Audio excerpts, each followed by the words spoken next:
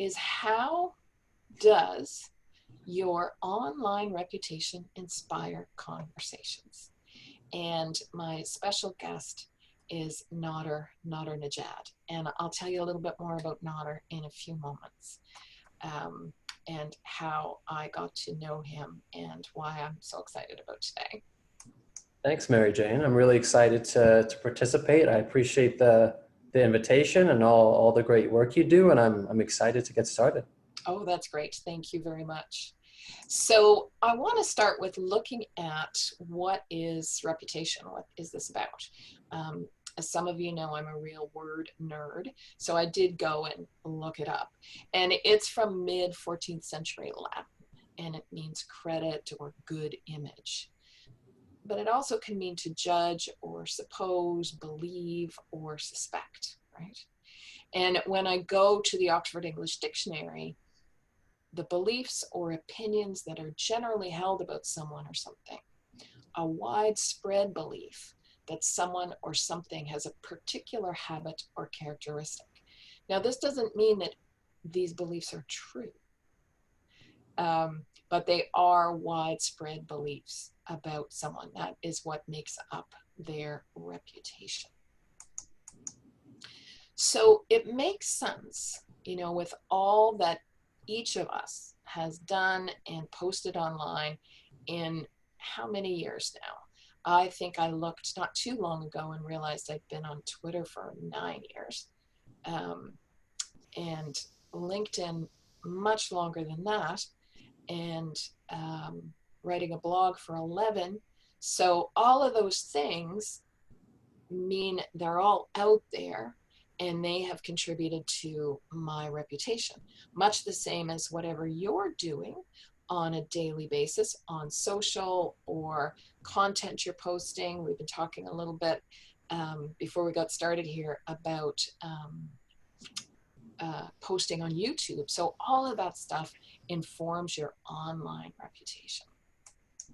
So when we think about that, what is that? What is that exactly? So I can think of what a reputation is when I'm networking face to face, and I'll meet somebody and I'll already have sort of an understanding in my mind of who they are because of their reputation.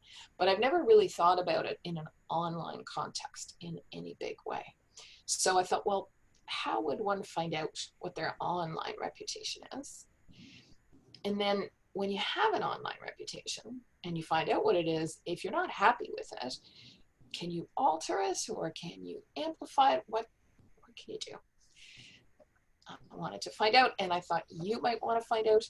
And so, voila, we now have Nader Nadernejad with us.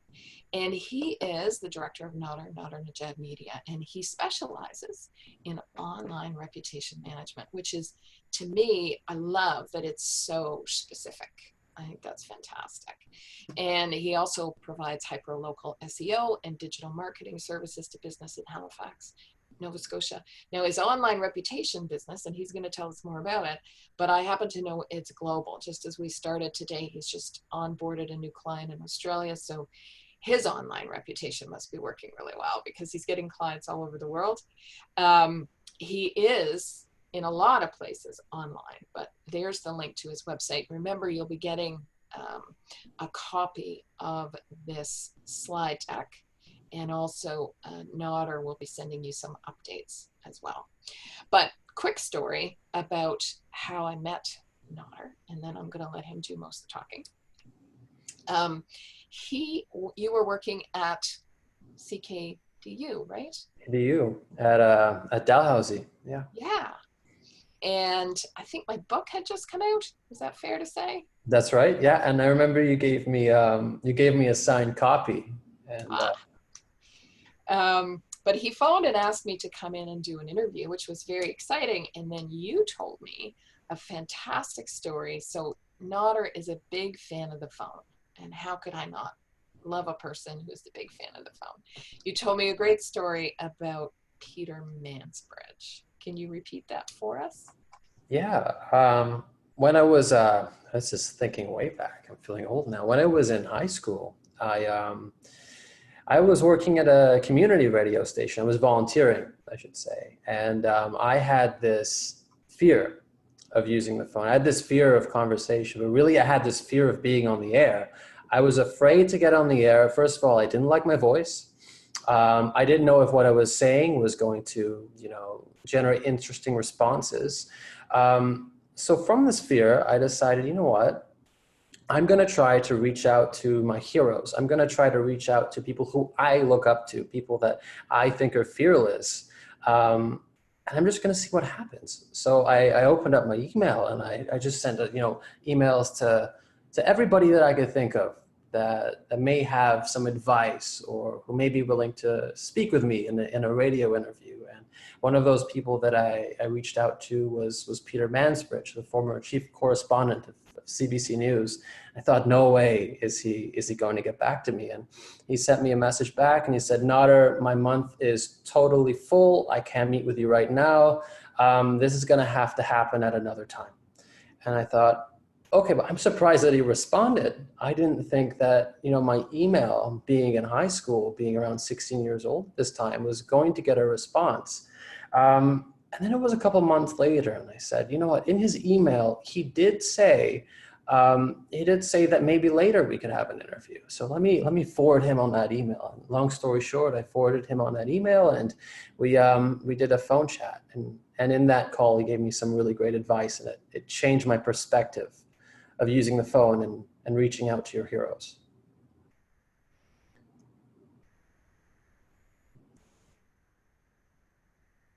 Sorry, I was on mute.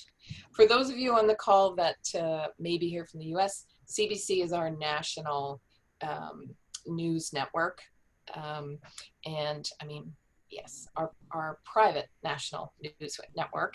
And so Peter Mansbridge was a big deal. He was the face of Canadian news on CBC for, I don't know, 20 years or something or longer.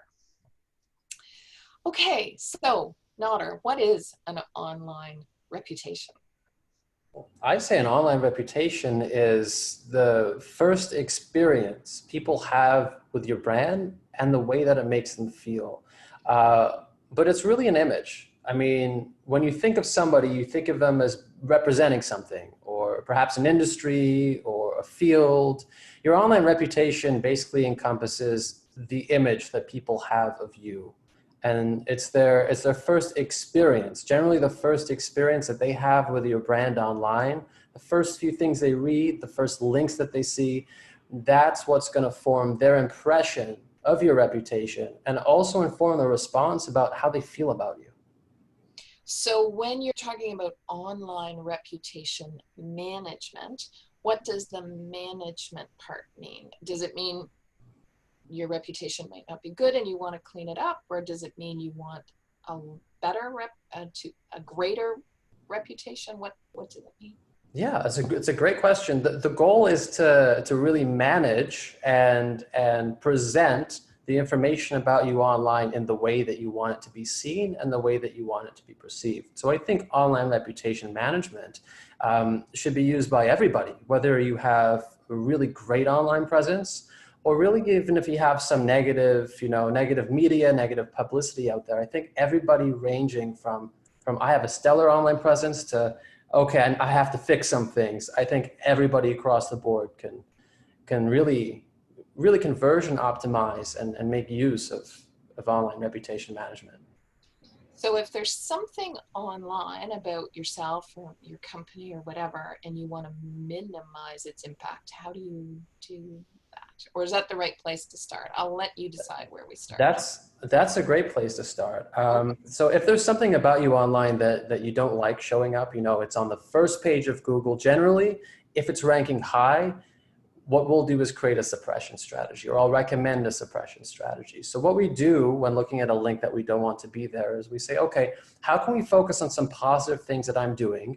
And how do we go about, using or implementing a creative strategy? So is there something I could publish or post that is better than this, that is positive, long forming content, because we have different ranking factors for things that will rank on Google search.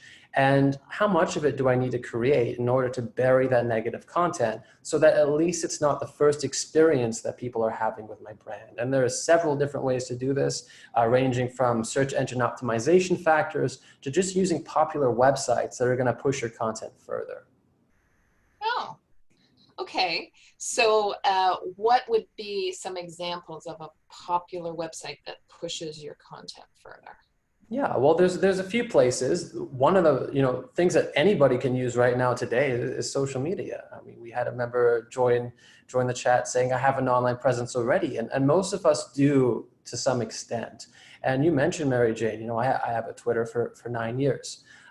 Having age social media platforms really helps because they tend to rank very high on Google because they have something called a high domain authority.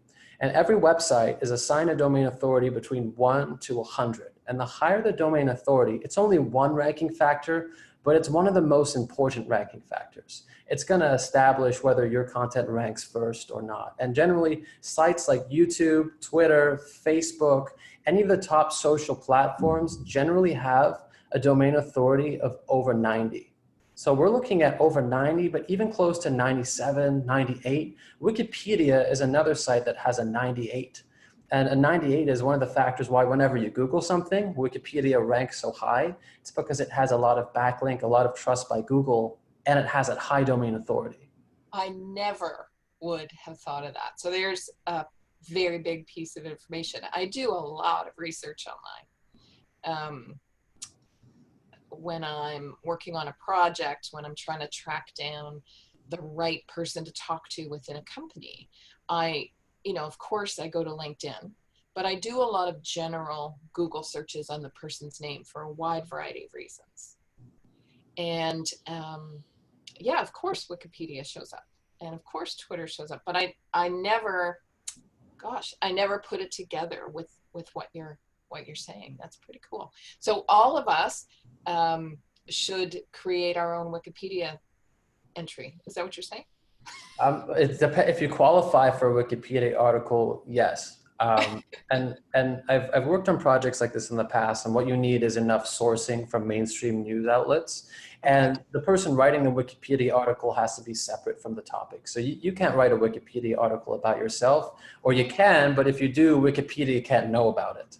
So usually we'll use an age Wikipedia account that already has some edit history, so that if you were to create a brand new account and just create a page about your name, a Wikipedia moderator can actually see, okay, this account was created 5 minutes ago. It's about this one subject. It's not sourced. And that's why we see Wikipedia platforms not stick, or pages when you try to post them. Okay. So that right there is one of the values of working with you, is that you've already done that sort of back work and know exactly where to go to help somebody bury negative content, for lack of a better word. Yeah, I mean, burying is one strategy. You also have removals, but removals meaning you have to either find something that the website is doing in terms of falsifying backlinks, or sending, if they're using, not black hat methods, we call it in the industry. So if I'm purchasing backlinks to my site and I hire, somebody to post 1,000 links linking to my site to make it rise, we can do that to unindexed links or have them removed or dropped in rankings. Or we can reach out to the publisher or the webmaster. Other than that, a suppression strategy is usually where we go. And the reason why I recommend placing your efforts on that to bury negative content is because at least every month you're making progress and you're moving the needle forward. Whereas if I just ask to remove something month after month, I might make zero progress. It might be all or nothing. So you kind of have to weigh that. Okay, so it's a process, and you get to measure it. It's a measurable process, but it takes time, and it takes a lot of skill especially if you're publishing content and creating rich, engaging, meaningful content that's going to rank.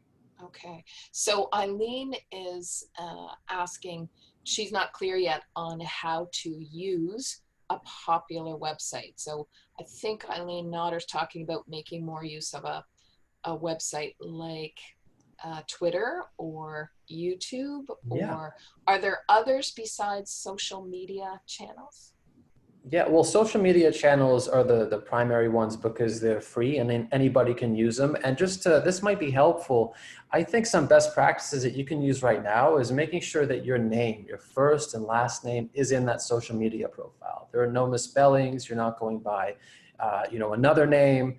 If you can also add your name inside of descriptions and tags and inside of your post, that's also going to help and rank. But in terms of using other platforms, one great one is guest posting. So if I were to say, okay, Mary Jane, I have a negative article, I need to bury it right now. Can I write some content for your website? You post this content and you use my name in the H1 tag, you use my name in the lead, you use my name in the headline of the article, and let's drag in some multimedia because this is also a great ranking factor. Let's try that. What you're going to see is likely that article is going to rise. It might not be on the first page. It depends on what assets are already ranking. But that's also another method. And there are dozens of tactics from websites to guest posting to, I've seen people offer scholarships in their name to get .edu backlinks so that their .edu links rank very high because they're trusted by Google. And that's also another factor to outrank negative links. So there are dozens of tactics.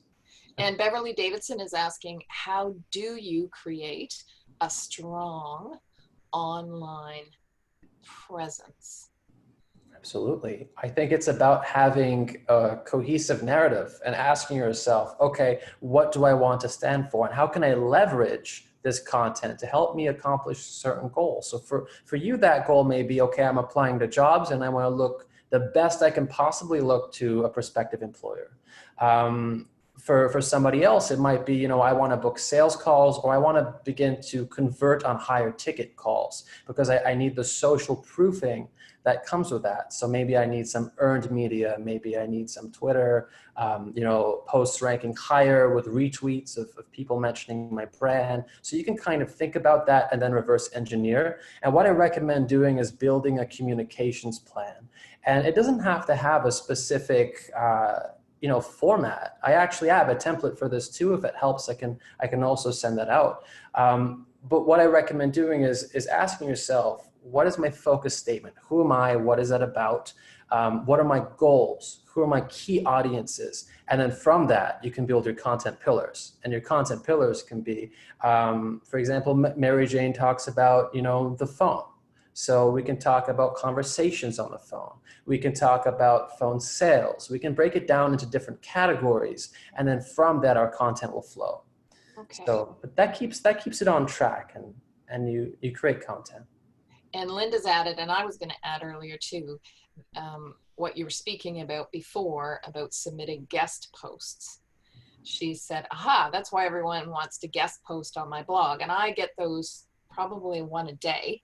And of course it's a company they want to promote on my website, often without even looking at my website. But anyway, now one of the things that Nader's done, and I want to get to it because we're going to run out of time, is he's done an audit of my online reputation, which I haven't seen, to see what that means, to give us all an illustration of what that means. So I'm going to stop sharing. Is that right, Nader? Yeah, absolutely. Just give me a moment and I'll pull up the documents and then I'll share my screen as well. Okay, so I'm going to stop sharing for a second, guys, and then Nader's going to share his screen. And we'll see what this is all about. Perfect. Just pulling it up now. Okay, and let me know if you can see my screen. Yes, we can see your Looking screen. good? We're looking at your desktop right now. Perfect. Yes, it's not going to be as clean and nice as your slideshow, Okay, but I will just open this up. So this is the first page of rankings for Mary Jane. You can see some of the web assets that are ranking. We have thephonelady.com.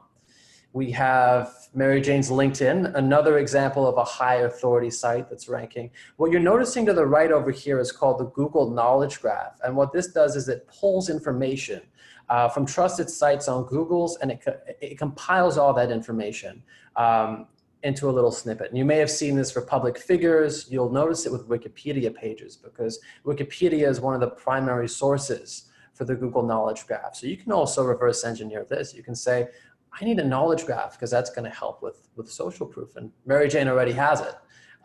So this is great. What we're looking at here on the first page is fantastic.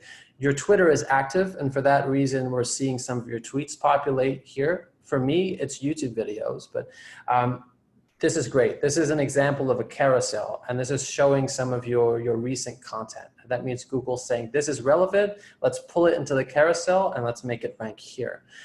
So that's looking really great. Off the bat, everything looks fantastic. I know we have limited time, so I've just delved into this, this first page here. We've got a good 8 minutes, so. Okay. And also Udemy is an example of an online education platform, and it also has a very high domain authority. So this is an example of why that's ranking as well. So off the bat, this looks great. We have social media ranking, we have the knowledge graph in the corner, we have the personal site, we have the professional experience, we have a carousel. It's looking good. But then we can delve even deeper into the analytics and some of the ranking factors. So I'll jump into this. And this is the Canadian search. We can search by any country using tools. But of course, we'll pull it up for Canada here. And I will see if, well, generally that opens, but I have another document that's a backup, so that's good.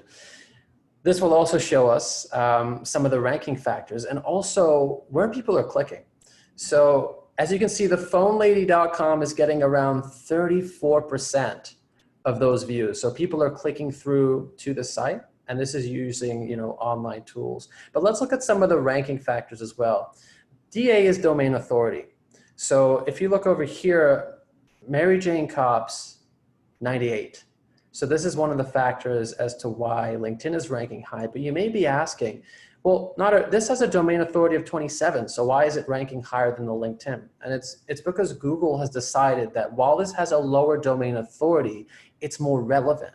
So even if you have, and not in your case, Mary Jane, but if somebody has negative articles or news in mainstream news outlets, which we'll look at that for large businesses or clients, that have large news features, and they say, how can we ever drop this? What guest post is going to drop?